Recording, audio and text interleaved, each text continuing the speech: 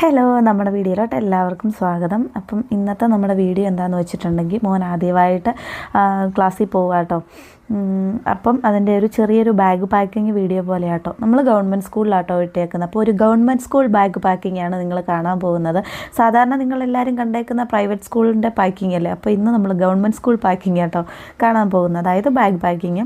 അപ്പോൾ ആദ്യമേ തന്നെ എല്ലാ സാധനത്തിനും പേരെഴുതി കൊടുത്തു വിടണമെന്ന് ടീച്ചർ പ്രത്യേകം പറഞ്ഞിട്ടുണ്ടായിരുന്നു. അതുകൊണ്ട് തന്നെ ഞാൻ കരുതി എന്താ ബാഗിലങ്ങ് തുടങ്ങിയേക്കാമെന്ന്. പുതിയ വൈറ്റ്നറൊക്കെ ഞാൻ വാങ്ങിച്ചിട്ടുണ്ടായിരുന്നു. പക്ഷേ തുടക്കത്തിൽ തന്നെ എന്താണെന്നറിയത്തില്ല, പാളിപ്പോയി, എഴുതിയിട്ട് റെഡിയാവുന്നില്ലായിരുന്നു. അങ്ങനെ പിന്നെ എഴുതി വന്നപ്പം ഓക്കെ ആയിരുന്നു, കുഴപ്പമില്ലായിരുന്നു. അങ്ങനെ നമ്മൾ എല്ലാത്തിലും, എല്ലാ കുപ്പിയിലും ബോക്സിലും ഒക്കെ പേരെഴുതിയിട്ടുണ്ടായിരുന്നു. അവർക്ക് ഇതുപോലൊരു കപ്പ് കൊടുത്തു വിടണമെന്ന് പറഞ്ഞു. ഇടയ്ക്കത്തെ ദിവസങ്ങളിൽ ഇവർക്ക് പാല് കിട്ടുന്നുണ്ട്.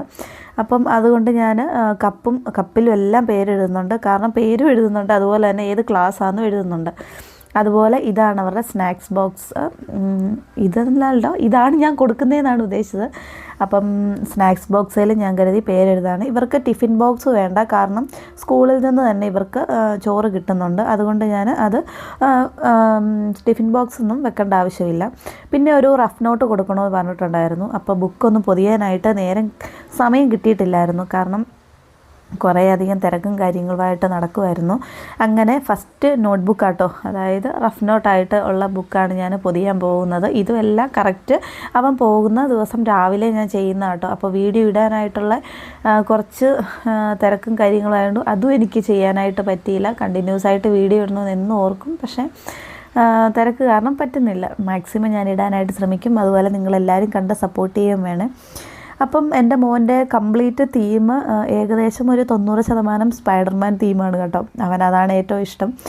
അങ്ങനെ ഞങ്ങൾ ബുക്കൊക്കെ പൊതിയാൻ ബ്രൗൺ ഷീറ്റ് തന്നെ നമുക്ക് സ്കൂളിൽ നിന്ന് തന്നിട്ടുണ്ടായിരുന്നു. അതിൻ്റെ നെയിം സ്ലിപ്പും അൺഎക്സ്പെക്റ്റഡ്ലി എന്ന് പറഞ്ഞാൽ മതി, അതും സ്പൈഡർമാൻ്റെ തന്നെയാട്ടോ അവന് കിട്ടിയിട്ടുണ്ടായിരുന്നത്. അങ്ങനെ ഞാൻ റീൽസിൽ കണ്ടൊരു മോഡൽ രീതിയിലാട്ടോ ഞാനൊരു ബുക്ക് പൊതിഞ്ഞ്. ഈ ഒരു മോഡലൊന്നും അല്ല നമ്മളൊക്കെ സ്കൂളിൽ പഠിച്ചപ്പോൾ നമ്മൾ പൊതിഞ്ഞിട്ടുണ്ടായിരുന്നത്. അപ്പോൾ ഇത് ഞാൻ റീൽസിൽ കണ്ട ഒരു രീതി ആയതുകൊണ്ട് എനിക്കൊന്ന് കുറച്ചും കൂടെ നല്ല ഇതായിരുന്നു.